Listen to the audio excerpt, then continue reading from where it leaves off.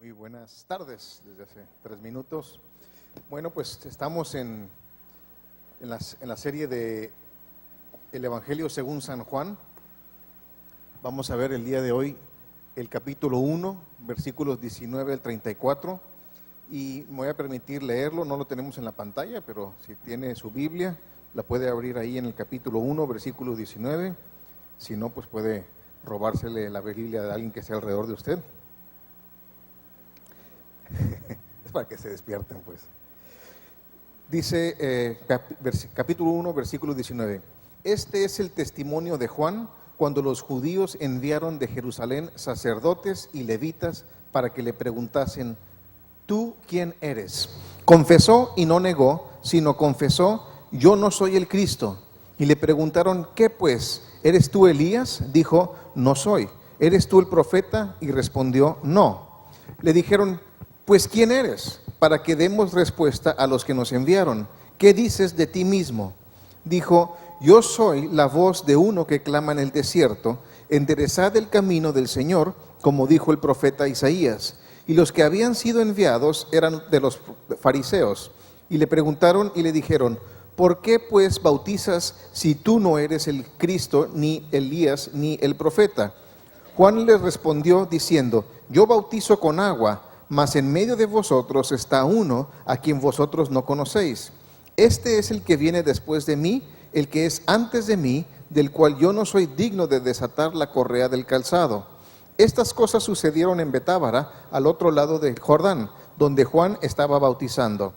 El siguiente día vio Juan a Jesús que venía a él, y dijo: he aquí el Cordero de Dios que quita el pecado del mundo. Este es aquel de quien yo dije: después de mí viene un varón, el cual es antes de mí, porque era primero que yo. Y yo no le conocía, mas para que fuese manifestado a Israel, por esto vine yo bautizando con agua. También dio Juan testimonio diciendo: vi al Espíritu que descendía del cielo como paloma y permaneció sobre él. Y yo no le conocía, pero el que me envió a bautizar con agua, aquel me dijo: sobre quien veas descender el Espíritu y que permanece sobre él, ese es el que bautiza con el Espíritu Santo. Y yo le vi y he dado testimonio de que este es el Hijo de Dios. Bien, algo interesante que deberíamos notar es que, el pueblo de Israel había estado acostumbrado a tener una relación muy cercana con Dios a través de los profetas. Dios le hablaba directamente al pueblo de Israel a través de profetas. No hacía caso el pueblo de Israel, pero le hablaba y tenía una relación muy estrecha. Pero habían pasado 400 años desde que Dios había hablado por última vez. Esa es esa parte que se le llama los 400 años del silencio de parte de Dios, ya que Dios decidió callar en ese tiempo. Pero en este pasaje del Evangelio según San Juan vemos cómo Dios vuelve a establecer el diálogo con Israel mediante la aparición de un hombre muy importante en el plan de Dios para la salvación de los hombres. Este hombre es Juan el Bautista. Y nada más para no equivocarnos, estamos leyendo el Evangelio según San Juan. Es Juan el Evangelista, y del que vamos a hablar hoy es Juan el Bautista. Son dos personas diferentes para no confundirnos después. Y vamos a ver 4 puntos importantes acerca de Juan el Bautista que son relevantes para entender el plan salvador de Dios para la humanidad. Primeramente que nada, vamos a ver la identidad de Juan. Ya que Jesús mismo dijo que Juan el Bautista era el mayor de los hombres que habían nacido, vale la pena que investiguemos y veamos quién era este hombre. Primero que nada, tuvo un lugar de preeminencia en la historia profética de Israel. En Mateo 11:11 nos dice que: de cierto os digo, entre los que nacen de mujer no se ha levantado otro mayor que Juan el Bautista. Esto lo dijo Jesús mismo. Pero el más pequeño en el reino de los cielos mayor es que él. Entonces, de los hombres profetas, de los profetas israelitas que se había levantado, era el mayor Juan. Pero el que está en el reino, ¿cuántos están en el reino del Señor hoy? Como 5 o 6. Bueno, esos son mayor aún que Juan el Bautista. ¿Por qué? Porque ya conocemos toda la revelación, hemos recibido el Espíritu Santo, hemos recibido la salvación.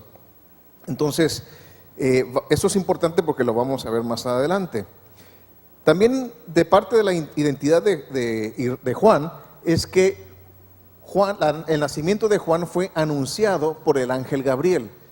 Lo leemos que en Lucas 1 del 8 al 13, aconteció que ejerciendo Zacarías, el padre de Juan, el sacerdocio delante de Dios según el orden de su clase, conforme a la costumbre del sacerdocio, le tocó en suerte ofrecer incienso, o sea, las oraciones, entrando en el santuario del Señor. Y toda la multitud del pueblo estaba fuera orando a la hora del incienso. Y se le apareció un ángel del Señor puesto en pie a la derecha del altar del incienso, y se turbó Zacarías al verle, y le sobrecogió temor, pero el ángel le dijo: Zacarías, no temas, porque tu oración ha sido oída, y tu mujer Elizabeth te dará a luz un hijo, y llamarás su nombre Juan. Recordemos que estaba terminando el periodo de los 400 años del silencio de Dios. 400 años, ¿cuántos son? Muchísimos, muchísimos. Muchas veces estamos esperando algo y se siente como 400 años, como por ejemplo en la fila para cruzar al otro lado. Son como 400 años que está uno esperando ahí, y si imagínense nada más una hora, se sienten como 400, ahora imagínense 400 años esperando que Dios conteste. ¿Y cuántos ha parecido que Dios no habla? ¿Cuántos ha pasado tiempo donde se siente como que Dios no está hablando? O nada más me ha pasado a mí eso, de que estás orando y como que Dios no contesta. Y Dios contesta muchas veces es sí, muchas veces es no, y muchas veces es sigue orando. Eso generalmente me pasa a mí, sigue orando o sigue buscando. Entonces, Zacarías, que es el padre de Juan, era sacerdote y le tocaba ir y ministrar en el templo. Pero llevaban 400 años orando, 400 años teniendo los ritos del templo sin que Dios hablara. Pero ellos permanecían ahí. ¿Y cuántas veces no estamos desesperados porque estamos orando, porque hay una situación que está pasando y que Dios no ha hablado, Dios no ha liberado, y estamos nosotros a punto de aventar la toalla? Decimos, ¿ya para qué vengo los domingos? ¿Para aguantar a Hugo gritando cosas? ¿Para que me saquen el dinero? ¿Para que mejor ya empiece el fútbol americano? Me quedo aquí. De que me hable Dios allá, que me hable Dios aquí, pues si me puede hablar donde. Y empezamos a razonar las cosas y empezamos a soltar la disciplina espiritual que debemos de tener. No fue el caso con Zacarías. Él estuvo en el lugar correcto, en el tiempo correcto. Y muchas veces por eso no nos habla Dios, porque no estamos en el lugar correcto, en el tiempo correcto. Le tocaba a él estar ministrando en el templo, y él pudo haber dicho, pues como Dios no ha hablado, me voy de cacería, me voy a pescar, me voy a ver el fútbol, me voy a ver esto. Al cabo no ha hablado en 400 años, se puede aguantar una semana más. Qué bueno que están todos aquí. ¿Cuántos vinieron el día de hoy? Levante su mano los que vinieron. Qué bueno.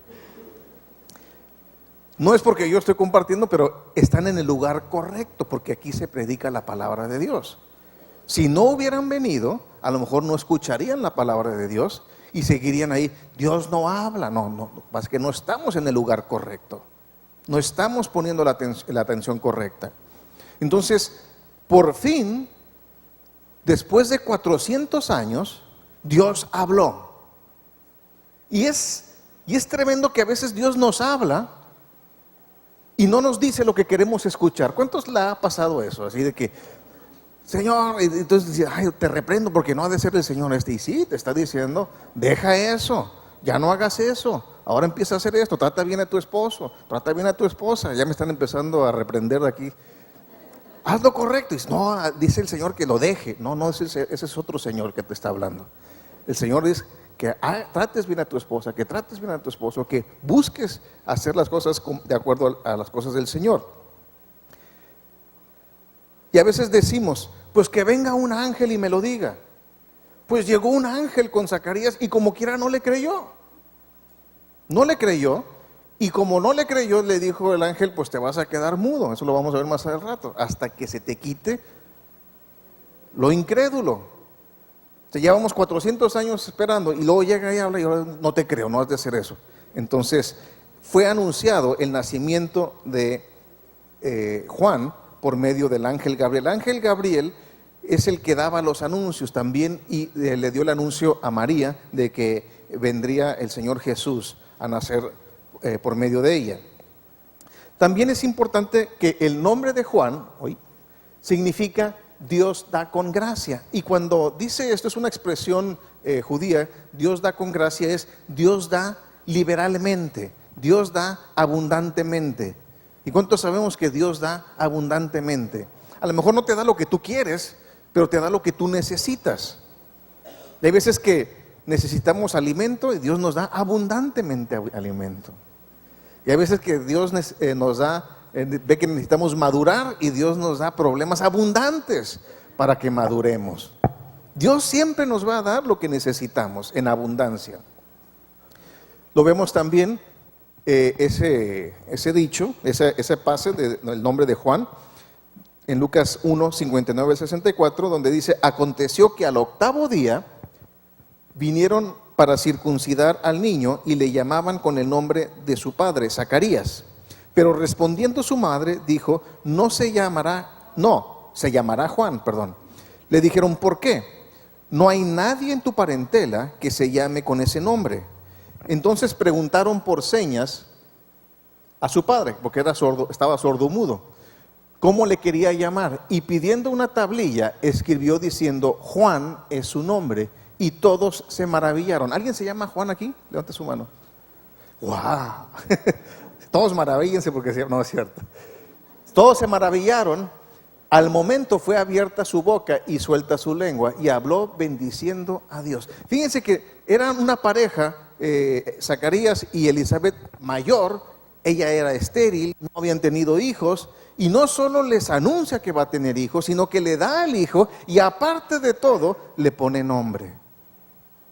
Le da el nombre. Y se maravillaron porque era evidente que no se habían puesto de acuerdo Elizabeth y Zacarías, porque él era sordomudo. Entonces cuando lo normal era que el primogénito llevaba el nombre del padre, le empezaron a llamar Zacarías y ella dijo: no, se llama Juan. Y dijo: pues está mal esto, vamos a hablar con el señor de la casa, a ver cómo le quiere poner. Escribió Juan. Entonces se dieron cuenta que algo los había puesto de acuerdo, que no era humano. También Juan el Bautista se puede decir que era primo o primo segundo del Señor Jesucristo. En Lucas 1:36 dice: y he aquí tu parienta, y la palabra griega parienta se refiere a prima. Elizabeth, le está hablando a María, ella también ha concebido hijo en su vejez y este es el 6º mes para ella, la que llamaban estéril. Entonces Juan y Jesús eran parientes cercanos y eso es importante de notar porque seguramente jugaban juntos por la cercanía de la casa. Si le estudian un poquito más Lucas se van a dar cuenta que vivían cerca y tenían relación, pero no se había demostrado quién era Jesús aún todavía, y por eso al final lo ve y dice: este es el Cordero de Dios. Ahora vamos a ver, ya vimos la identidad de Juan, ahora vamos a ver el ministerio de Juan. Desde la anunciación del nacimiento de Juan, tuvo muy marcado cuál sería su ministerio. Lucas 1:16 nos lo dice: y hará que muchos de los hijos de Israel se conviertan al Señor Dios de ellos. En Lucas 1:16. Y en cierto sentido, y lo vamos a ver a través de esta enseñanza, los creyentes tenemos una similitud con el ministerio de Juan. Nosotros también estamos en la tierra para que muchos conozcan al Señor. También Juan es considerado por los teólogos como el último de los profetas del Antiguo Testamento. ¿Y por qué se hace eso? Porque era un profeta, era un hombre de Dios que no predicaba a los gentiles, predicaba a los judíos, al pueblo de Israel. Y por eso los teólogos le llaman que es el último de los profetas, a la categoría de Isaías o de Elías. En Juan 1:17 leemos que dice, e irá, o sea, el Mesías, Juan, e irá delante de él, o sea, de Jesús, con el espíritu y el poder de Elías, para hacer volver los corazones de los padres a los hijos y de los rebeldes a la prudencia de los justos, para preparar al Señor un pueblo bien dispuesto. Es interesante que el ministerio de Juan lo dice tanto desde Isaías como ahora el Evangelio según San Juan, que principalmente o primeramente era volver los corazones de los padres a los hijos. ¿Qué significa esto? Que los padres de familia se enfoquen en la crianza de los hijos, en levantar la familia. Y eso lo vemos hoy en día, que está muy atacada la familia. Hoy domingo, tristemente, en la mayor parte del mundo occidental, es el Día del Señor, pero el Día del Señor se usa para ver fútbol. Hoy empieza la temporada de fútbol americano, no es que me haya dado cuenta, pero así es. Hoy es el día en que hacemos N número de cantidad de cosas y aún las hacemos con los hijos, pero los alejamos de la enseñanza y de la relación con Dios. Entonces, si ustedes están aquí, hombres y mujeres también, dense una palmadita en la espalda y decir, bien, bien, haces bien en venir el día de hoy. Ya, tampoco no abusen ustedes. Entonces es para volver los corazones de los padres a los hijos y de los rebeldes a la prudencia de los justos, o sea, quitar la rebeldía. Juan vino para preparar a las familias para recibir al Señor, para quitar la rebeldía, para volverlos a la prudencia de los justos, para preparar al Señor un pueblo bien dispuesto. Esta ilustración es para las señoras. A ver, señoras, ¿se acuerdan la primera vez que tuvieron de recién casadas la visita más importante a su casa? ¿Cuál era la visita más importante a su casa? La suegra, varios dijeron ahí. ¿Se acuerdan la primera vez que llegó la suegra a la casa? Limpiaron abajo del perro, lo bañaron, el carro lo lavaron, trapearon, hicieron la comida perfecta, hasta al marido le dieron su chaineada, para que vean cómo están cuidando al querubín de la señora. Limpiaron completamente porque llegaba alguien muy importante. Ahora llegan y hay la señora esa, pero el primer día era preparar perfectamente bien. De la misma manera es con el Señor. Llega la persona más importante del universo a nuestros corazones y cómo lo está encontrando. Yo no quiero ser religioso y lo voy a decir esto porque me lo han dicho varias veces, ha habido varias quejas y lo voy a poner de esta manera, sin entrar en religiosidad ni nada de eso, no quítese toda religiosidad y no aplica para las personas que tienen poco de venir a la congregación, poco tiempo en el Señor, pero nos ha habido muchas quejas de personas que vienen como si fueran a un antro. Vestidos entalladísimos, minifaldas. Si es la primera vez que vienen, son bienvenidos. Pero si ya tienen más tiempecito, vienen a la congregación, vienen a donde hay personas con problemas y problemas matrimoniales, problemas de ojos. Una señora nos dijo que estaban en la alabanza, pues sí se veía que se había puesto mantequilla la señora para ponerse los pantalones, bueno, está ajustadita. Dice, pero cuando se sentó fue el problema. Porque estaban ellos atrás, se le tuve que poner un suéter encima para tapar todo lo que se estaba exponiendo. Entonces no es para ser religioso ni traer una burka o una cosa, nada que ver con eso, pero sí saber a dónde estamos yendo, qué es lo que estamos haciendo. Igual los hombres traer lo mejor que se pueda, ¿no? Venimos a alabar al Señor y a escuchar de su palabra y venimos preparados a eso. Si usted me invita a su boda y yo llego así en pijamas o una cosa así, pues a lo mejor se va a ofender, ¿no? Ahora, si eso es lo único que tengo, pues ¿para qué me invita, no? Si ya sabe que soy pobre, pero si, oye, yo te he visto diferente por ahí, bueno, pues entonces estaría menospreciando el evento al cual me están invitando. Y no es hacia mí ni a los servidores, sino venimos a buscar al Señor. ¿Cuántos vienen a buscar al Señor? Eso, qué bueno que vinieron con la intención correcta. Ya se acabó el regaño.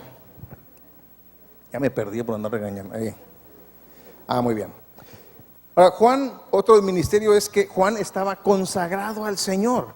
En Lucas 1:15, la segunda parte, vemos que dice, no beberá vino ni sidra y será lleno del Espíritu Santo aún desde el vientre de su madre. Su dieta consistía en miel silvestre, o sea, de ir no al súper, sino al árbol y sacar ahí entre las abejas, sacar el pedazo de panal de miel y saltamontes, langostas. No langosta de Rosarito, sino langosta de las que brincan por todo el... ¿Cuántos les abrió el apetito ahorita? Decir, ay, saliendo, echar ahorita por el campo buscar saltamontes. Y Juan, pues así platicabas con él y le dice, oye, como que tienes una alita aquí todavía. Voy a tomar una foto para ver la cara que pone. Pues así era, él estaba preocupado más por el Señor que por las cosas de este mundo.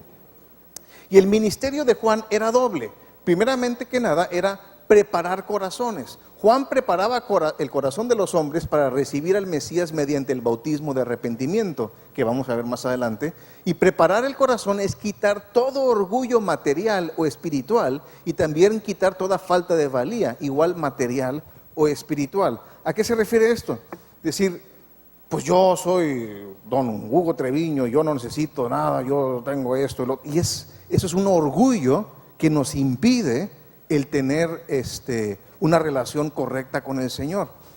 Hace unos meses, casi más de un año, estaba en Caléxico comprando unas cosas y el muchacho que estaba subiendo las cosas al carro me empezó a predicar, pero a predicar con Apocalipsis y que esto y que viene el cuarto jinete y todo, me empezó a dar, y te tendrías que arrepentir. Y le dije, oye, ¿sabes qué? Estoy completamente de acuerdo contigo. Le dije, soy pastor. Se me queda viendo así, pues tú más que nadie lo necesitas. Y bueno, Señor, lo recibo. Lo voy a recibir en humildad, porque todos lo necesitamos escuchar muy seguido eso. Doy gracias a Dios por la vida de ese hombre.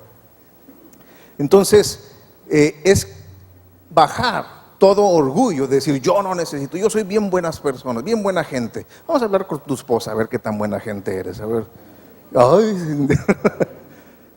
Entonces, es para preparar el corazón. En Isaías 42:4 nos lo explica perfectamente bien. Dice, hablad al corazón de Jerusalén, decidle a voces que su tiempo es ya cumplido, que su pecado es perdonado, que doble ha recibido de la mano del Señor por todos sus pecados. Voz que clama en el desierto, aquí está refiriéndose a Juan, preparad camino al Señor, enderezad calzada en la soledad, en el desierto a nuestro Dios, todo valle sea alzado. O sea, toda persona que diga, es que yo estoy, alguien ha escuchado, yo estoy muy lejos de la salvación de Dios, no, Dios no me ama, Dios me odia. Bueno, quítate eso. Ese valle tiene que ser levantado.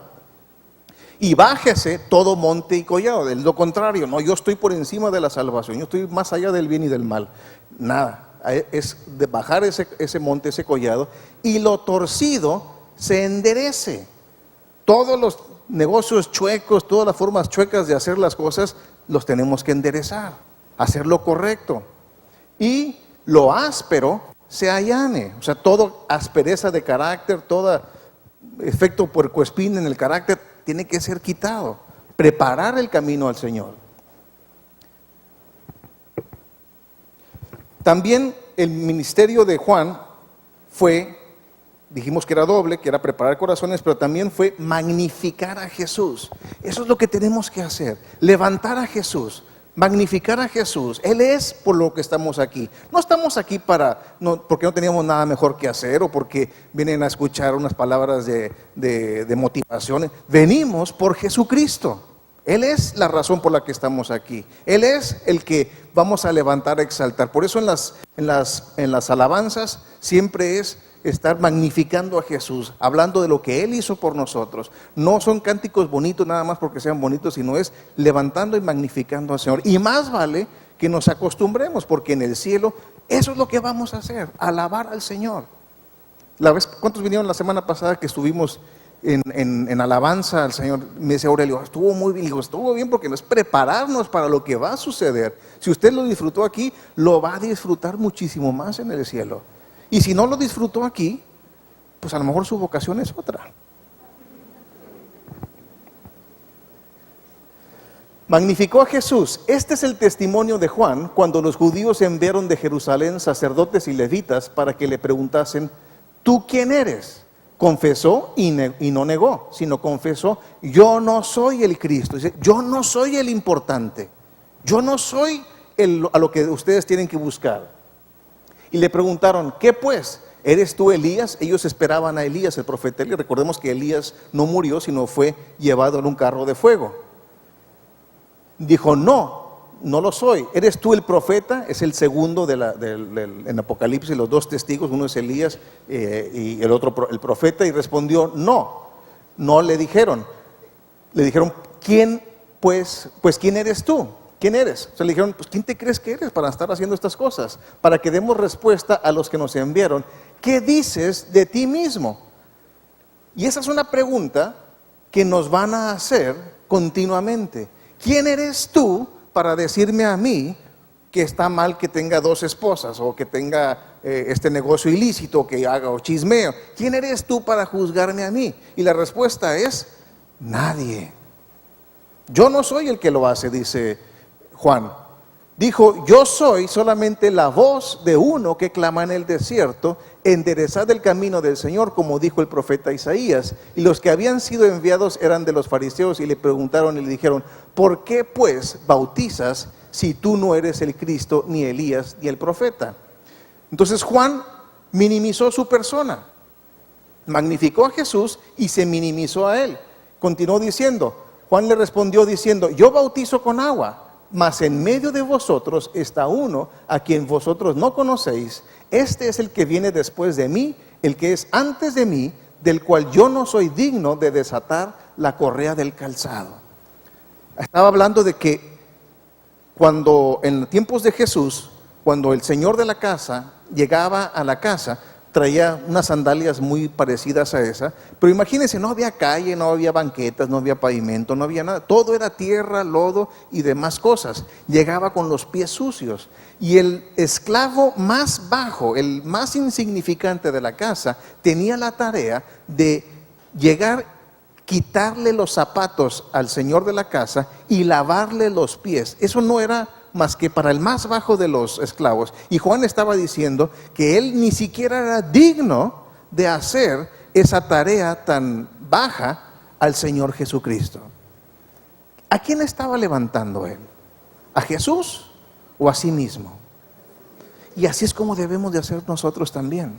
Tenemos que magnificar a Jesús, decir, yo no soy importante, Jesús es el importante. Claro, no es decir, no te fijes en lo que yo hago, no, porque para justificarnos, no, Él es el que hace las cosas en mí, yo no lo hago correctamente. Si fuera por mí, yo ya la hubiera regado, pero Jesús es el que me hace y me perfecciona y que me santifica. Ahora, ¿cuál es el significado del bautismo de Juan? Pues primeramente que nada, no era un bautismo de prosélitos. ¿Qué es eso? Los gentiles, cuando se convertían al judaísmo en aquella época, se bautizaban, pero ellos se bautizaban solos. Ellos se echaban solitos al agua y salían. ¿Y qué significaba? Que dejaban la vida de gentil, del paganismo, de todas las cosas que no eran judías, y ahora entraban a la familia del judaísmo. Pero nadie los inclinaba ni los levantaba, ellos solitos lo tenían que hacer. Y fue algo que llamó mucho la atención a los judíos, porque los que se estaban bautizando eran judíos. Los judíos no se bautizaban, los judíos nacían en la familia judaica, en la familia de Moisés, de Abraham, perdón. Entonces, cuando llegaron los fariseos, dijeron, ¿y por qué estás bautizando gente? Si estos son judíos. Porque no era un bautismo de proselitismo. Tampoco era un bautismo cristiano. Hay ciertas denominaciones que creen que Juan el Bautista empezó la iglesia, y no, Juan el Bautista otra vez fue hacia los israelitas, hacia los judíos. La iglesia fue comenzada por Jesucristo y empezó el día de Pentecostés. Porque el orden que el Señor Jesús mandó que le siguiéramos es creer en Él primeramente y después que nos bauticemos. Primeramente creo, lo recibo a Él, me alineo a Él, y como una muestra externa de lo que ya sucedió internamente, recibo el bautismo. Mateo 16, 15 al 16 dice, y les dijo, id por el mundo y predicad el evangelio a toda criatura. El que creyere y fuere bautizado, será salvo, mas el que no creyere, será condenado. Y el bautismo de Juan era un bautismo de arrepentimiento, o sea, preparando, reconociendo los judíos que necesitaban de una salvación, de una intervención de Dios. Era una forma en la que los judíos se humillaban a sí mismos delante de Dios, reconocían que eran pecadores y que necesitaban desesperadamente la gracia de Dios para estar en paz con Él. Y fue muy significativo el hecho de que los religiosos de la época de Jesús, los fariseos, las personas religiosas, la mayoría no se bautizó por Juan, porque decían, yo ya soy religioso, yo ya soy pastor, digo, ya soy fariseo, yo ya no tengo que andar haciendo este tipo de cosas. Y la gente que fue más sensible fueron los que realmente recibieron. Ahora, ¿cuál era el mensaje? El mensaje de Juan básicamente son dos. Ahora sí me estoy refiriendo a Juan el evangelista. El mensaje del evangelio, la palabra evangelio significa buenas noticias. ¿A cuánto les gustan las buenas noticias? Le encanta que te tengo una noticia y es buena, sí es buena. Me encantan las buenas noticias. Pero nada más que este mensaje es de dos. Hay buenas noticias, pero hay malas noticias también. ¿Cuál quieren primero, la buena o la mala? La mala empezamos. Yo quiero la mala porque soy pesimista. Pues déjenme, se los voy a decir. La mala noticia es que todos los que estamos aquí y los que estamos afuera nacemos con un boleto de viaje de un solo sentido, sencillo, sin retorno al infierno. Todos nacemos con ese destino. No se enoje conmigo, está en la Biblia, eso no es mío. Todos nacemos con ese destino, el infierno. Esas son las malas noticias. Las buenas noticias es que Jesús pagó el precio para cambiar ese boleto de infierno a cielo. Díganme si son buenas noticias o no. Ándele, ya está. Entonces, como que ya agarra sabor, ¿no? Alguien dice, oye, ¿qué tengo que hacer para ir al infierno? Nada. Ya estás en la fila correcta. No tienes que andar buscando, ¿no? Ahí estás. No, pero no quiero ir. Ok, ven para acá. Vamos a leer la Biblia, a ver qué es lo que dice la Biblia. ¿Cuál es el cambio? Ahora, ¿cuál era el mensaje de Juan? El mensaje de Juan era muy puntiagudo, Juan no tenía ni alas ni patitas en la lengua, era muy conciso. Para Juan, el mensaje era más importante que la presentación del mensajero. Muchas veces ahora hablo de los predicadores, ahora es autocrítica. Muchas veces nos decimos, vamos a vestirnos así de traje y de corbata para que vean que somos importantes, para que reciban el mensaje. Y no tiene nada que ver, mejor vamos a asegurarnos de que el mensaje es el correcto y nos bañamos y todo ese tipo de cosas. Pero muchas veces ahora estamos enfatizando más al mensajero en vez del mensaje y a quien nos mandó. Y en la mañana que me estaba vistiendo, sí me bañé el día de hoy, estaba poniendo algo de loción, dije, ¿se habrá puesto loción alguna vez Juan el Bautista? ¿Alguien ha visto un camello? Bueno, ahorita lo vamos a ver, pero ¿alguien ha visto un camello? ¿Alguien ha olido un camello?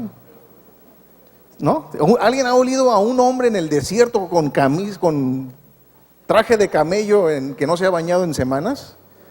Bueno, pues ese es Juan. Y tampoco Juan tenía muy claro lo que era el no herir sentimientos y le llamaba nido de víboras a la gente de los religiosos. Alguien le diría, oye, su asesor de publicidad le diría, oye, eso como que pudiera herir a la gente, mejor diles otro tipo de cosas, no los ofendas. No le importaba ofender a nadie, por eso le cortaron la cabeza. ¿Alguien ha ofendido el día de hoy? No van a cortar la cabeza también aquí. El mensaje de Juan se basaba en el arrepentimiento. La religiosidad de los fariseos llegaba a tal grado que invertían gran cantidad de tiempo separando el 10% de los granos de las ofrendas para cumplir así con el diezmo. En el tiempo de Jesús había mucha religión, mucha religión. La religión enfatiza lo externo y Juan fue a predicar lo interno. ¿Cuántos saben que podemos parecer cristianos y no serlo? ¿Cuánto creemos que podemos aparentar ser seguidores de Jesús? Porque hablamos lo que tenemos que decir, no hacemos lo que no debemos de hacer, pero dentro de nosotros no somos creyentes. Dentro de nosotros simplemente quiero quedar bien con esta gente y voy a hacer las cosas que tenga que hacer para quedar bien y para que me acepten en sus grupos los domingos. No, aquí todos son bienvenidos, no tienen que hacer nada. Pero sí tienen que escuchar este mensaje. Entonces, los fariseos, supongamos que les daban 10 kilos de semilla de comino. ¿Cuánto sería el diezmo de 10 kilos? 1 kilo. Pues uno normal diría, bueno, pues agarro 10 kilos, le quito 1 kilo y ya diezmo. No, ellos no hacían esto. Ellos contaban todas las semillitas de los 10 kilos, 798,324 semillas. Ahora sí, puedo empezar a contar el diezmo de ahí. 72,000 semillitas y empezaron. ¿Cuánto tiempo te llevaría? Pues todo el día. Entonces Jesús los reprendió por eso. En Mateo 23 dice: ay de vosotros, escribas y fariseos, hipócritas, porque diezmáis la menta y el eneldo y el comino, y dejáis lo más importante de la ley, la justicia, la misericordia y la fe.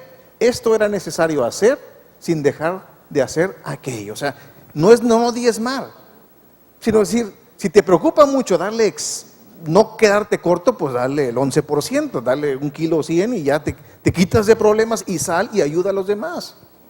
Haz lo correcto. Y con hacer eso, los fariseos se hacían como que muy espirituales, muy religiosos. Y mira cómo yo cuento todo esto. Y para eso tenían innumerables tradiciones, innumerables ritos. Ahora también, algo que raya en lo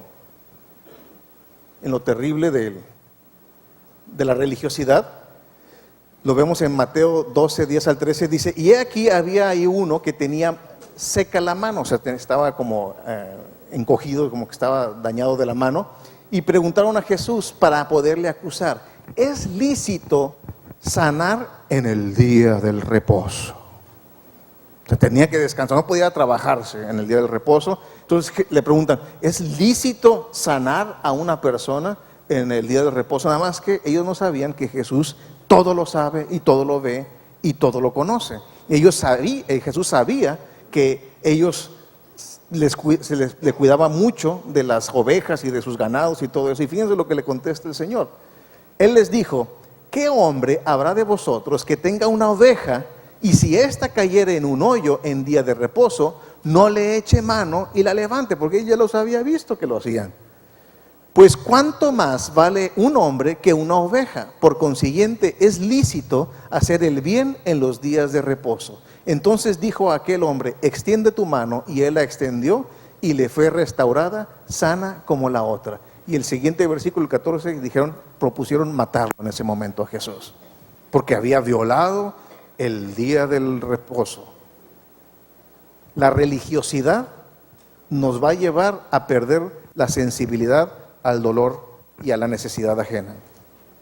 También el mensaje era prepararse para recibir al Señor, preparación para recibir al Señor. En Mateo 3, 8 al 10 dice: haced pues frutos dignos de arrepentimiento, y no penséis decir dentro de vosotros mismos: a Abraham tenemos por padre, porque yo os digo que Dios puede levantar hijos a Abraham aún de estas piedras. Y ya también el hacha está puesta a la raíz de los árboles, por tanto todo árbol que no da buen fruto es cortado y echado en el fuego.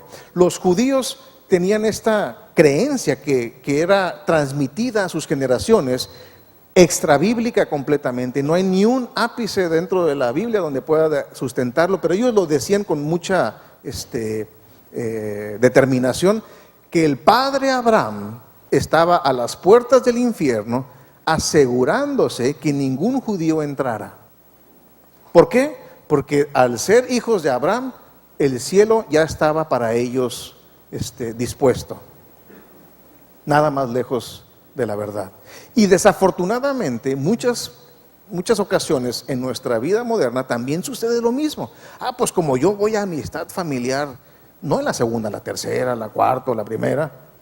Yo ya me gané el cielo, ya aguanté a Hugo demasiado, ya diezmo el 3%, ya no digo tantas groserías, ya le bajé de 4 mujeres a 2 nada más. Yo ya me gané el cielo, yo ya estoy listo para entrar al cielo. Nada más lejos. La palabra de Dios dice que sean frutos dignos de arrepentimiento. Y eso lo vimos cuando Zaqueo, el chaparrito, se convirtió al Señor, que había saqueado literalmente a todos los de la cuadra.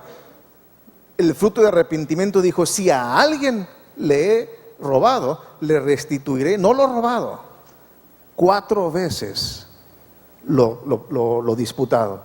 Y dijo el Señor: he aquí la salvación ha entrado a esta casa este día. No nomás dijo: ay, ya, gracias Señor, te recibo. No, está bien, eso es bueno. Pero luego hacer los frutos de arrepentimiento. Y lo que dice es que si no hay de esto, va a haber hacha. ¿Cuántos quieren hacha? Los dormidos levantan la mano, pero no los quiero asustar, los quiero aterrorizar con esto. ¿Por qué? Porque hay graves consecuencias. Juan habló de gravísimas consecuencias de no atender su advertencia. En Mateo 3:11 dice: yo, Juan, a la verdad os bautizo en agua para arrepentimiento, pero el que viene tras de mí, o sea Jesús, cuyo calzado yo no soy digno de llevar, es más poderoso que yo, y él os bautizará en Espíritu Santo. ¿Y en qué? Y fuego. Muchas veces cometemos el error de pensar que es el fuego del Espíritu. No, no es el fuego del Espíritu Santo. Es Espíritu Santo y fuego. Tú te puedes bautizar en el Espíritu Santo cuando recibes al Señor, eres lleno del Espíritu Santo, te recibes al Espíritu Santo dentro de ti. Y si no lo haces, hay un lago de fuego esperando para bautizarte en la eternidad. ¿Cuántos están asustados? Bueno, los voy a aterrorizar ahora. Esto es el versículo 11. Vean lo que dice el 12. El siguiente. Su aventador, o sea, es el instrumento que usa para mover los granos y las espigas. Su aventador está en su mano y limpiará su era, o sea, el área donde tiene los granos, y recogerá ¿qué? Los creyentes verdaderos. Recogerá su trigo en el granero, o sea, el cielo, y quemará la paja, fuego otra vez, en fuego que nunca se apagará. Este versículo 12 viene de la mano con el 11. Espíritu Santo los mete a su era, a su granero, y fuego para los que no son trigo verdadero. Uno de los mayores problemas que tenemos los predicadores es que no queremos hablar mucho del infierno. ¿Por qué? Porque van a pensar que los queremos asustar. Yo no los quiero asustar realmente, los quiero aterrorizar. Hay muchos predicadores que les gusta hablar acerca de que todo es bonito, todo es bello, todo va a estar bonito, y tú recibes al Señor y se te va a arreglar tu casa, la gotera, que espero que lo hayan arreglado porque mañana va a llover. Todo a tu perro va a regresar, tu trabajo te van a subir el sueldo, todo va a quedar bonito. Pero ese no es el principal mensaje. El principal mensaje es de que vas al infierno. Eso es lo mejor. Si tú ya no vas al infierno, todo lo demás es día soleado.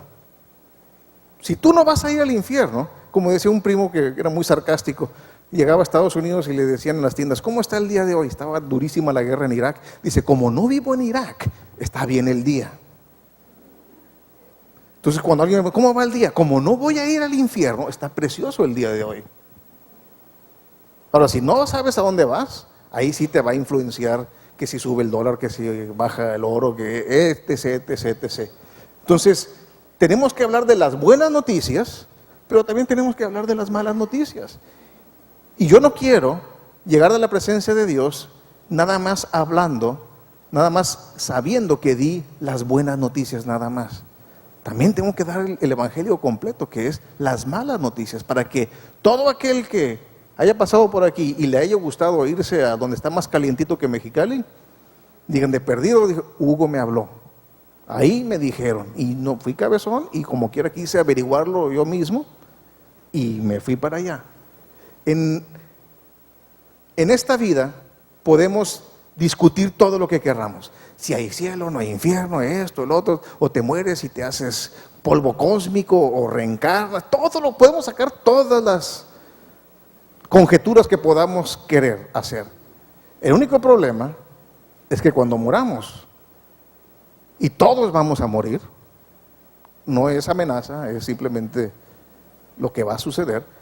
En el instante siguiente, el milisegundo, en el nanosegundo siguiente, ahí vamos a comprobar la verdad. Si creímos en el Señor y que Él tenía un reino celestial, vamos a entrar en Él. Y si no creímos y vamos a confirmar, vivimos pensando que no había infierno y nos encontramos ahí, lo vamos a confirmar también. Nada más que ya va a ser demasiado tarde. Ya no va a haber absolutamente nada que hacer. Entonces, no los quiero asustar otra vez. Quiero que salgan aterrorizados de aquí, por su propio bien. Ahora, ¿cuál es el mensaje de Juan para nosotros? Actualmente en nuestras sociedades el nombre de Jesús es mencionado continuamente. Desafortunadamente no hay película que en inglés no lo mencionen de una manera deshonrosa.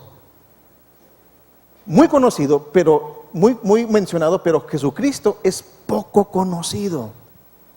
Muy poco conocido. No conocen el nombre, pero no conocen a la persona. Así que el mensaje de Juan el Bautista, al igual que en el tiempo de Jesús, sigue vigente en el siglo XXI. Y su mensaje es: prepara el camino del Señor, endereza tus sendas, endereza sus sendas.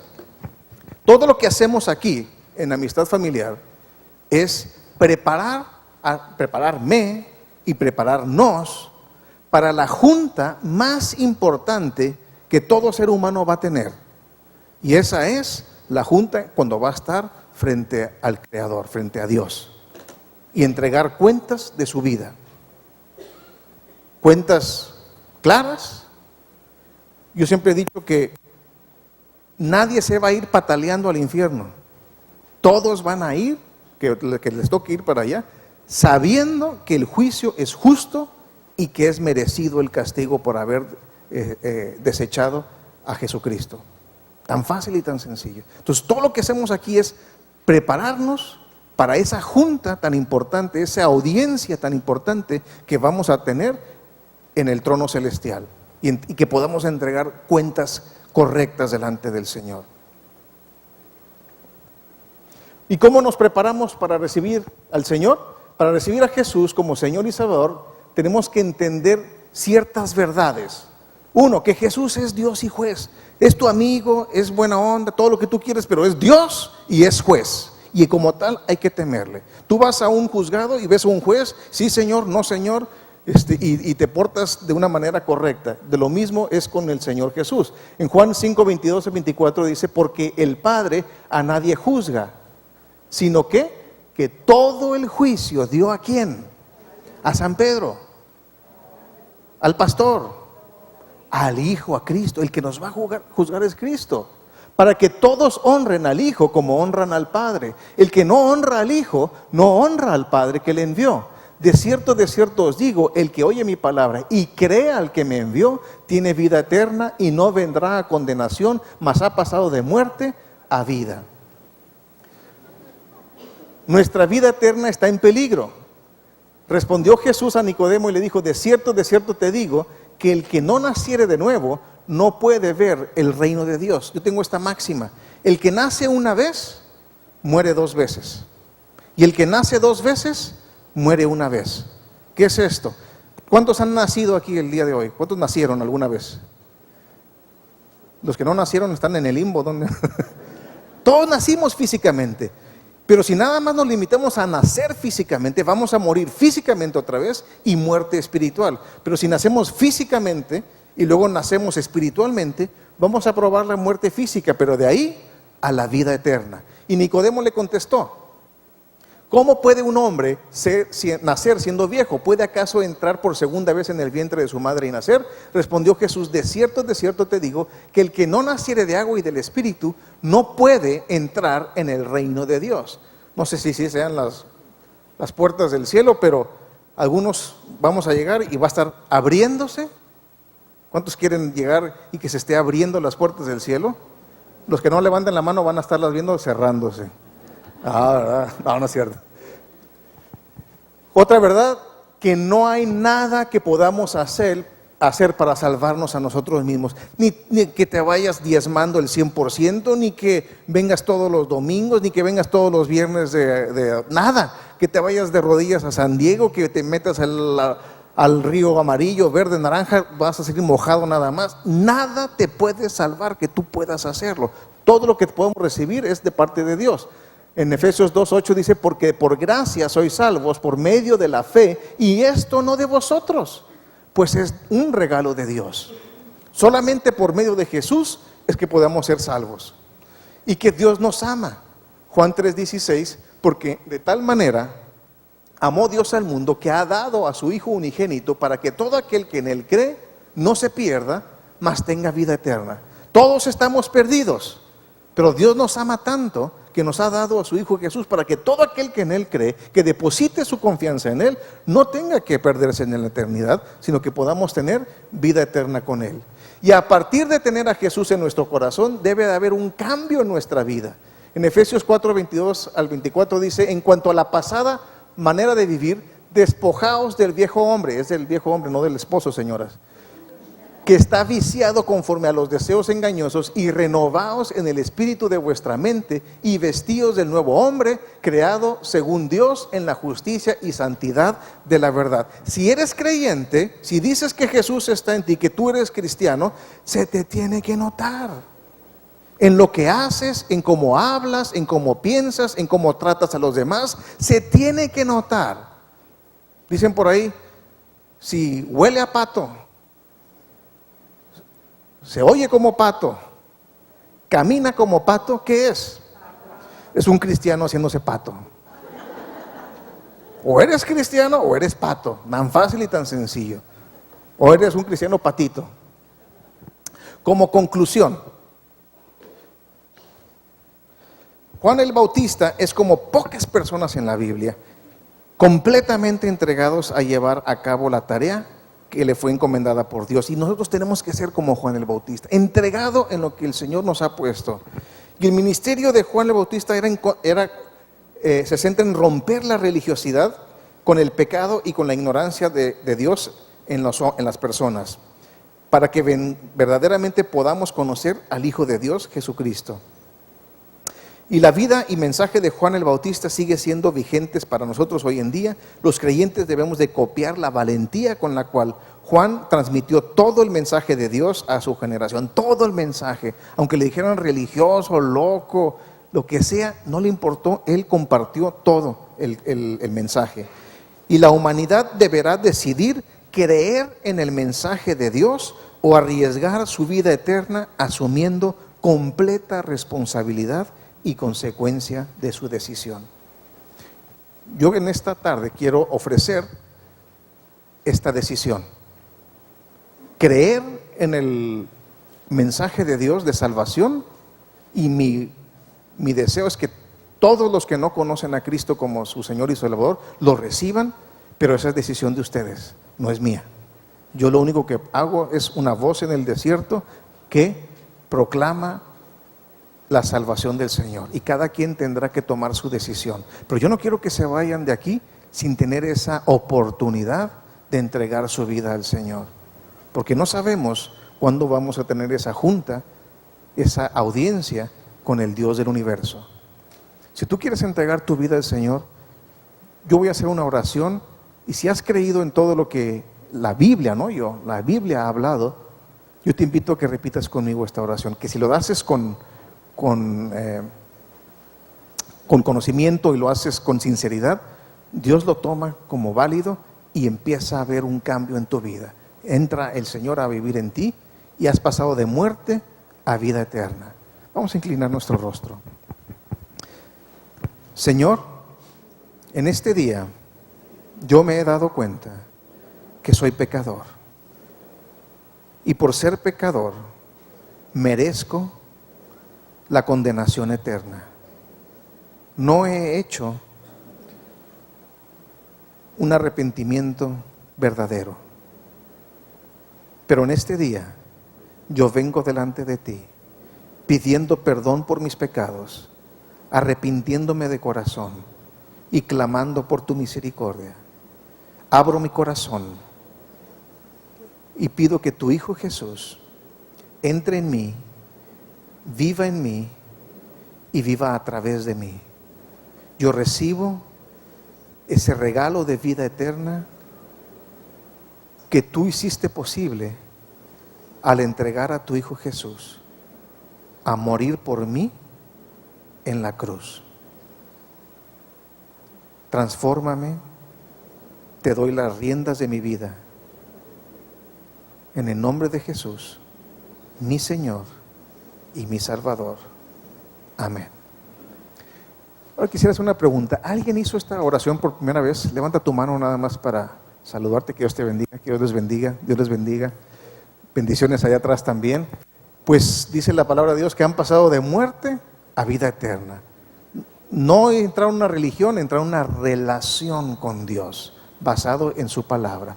Vamos a darle una bienvenida a estas personas, al Señor. Y a los que levantaron su mano, a todos los que levantaron su mano, y aunque hayas hecho la oración, pero no levantaste tu mano, quisiéramos que pasaras al fondo del salón. Ahí está don Arturo levantando su mano. Él los va a llevar 15 pasos a la cafetería, donde queremos hablarle más acerca de este Cristo precioso al quien nosotros hemos entregado nuestra vida, y les van a dar un Nuevo Testamento para que empiecen a leer acerca de Él y puedan recibir todas las bendiciones de Dios que tiene preparadas para ustedes. Pasen al fondo del salón, porque los que nos quedamos aquí, nos quedamos con alegría, con agradecimiento y con gozo, entregando nuestros diezmos y nuestras ofrendas, dando un poquito